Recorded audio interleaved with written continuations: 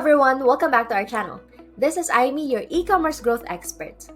In this tutorial, I'll show you how to remove the Powered by Shopify attribution from your online store. It's a simple process that can give your store a more personalized touch. So follow the steps to get started. First, log into your Shopify admin.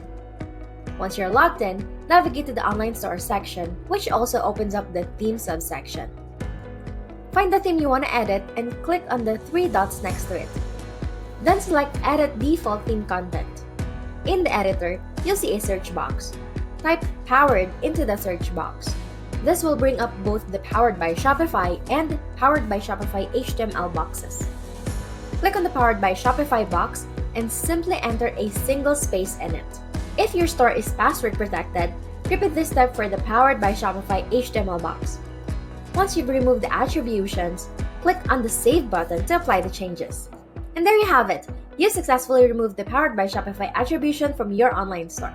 Refresh your store's page to see the changes. Thanks for watching! If you found this tutorial helpful, don't forget to give it a thumbs up and subscribe to our channel for more Shopify tips and tricks. See you in the next video!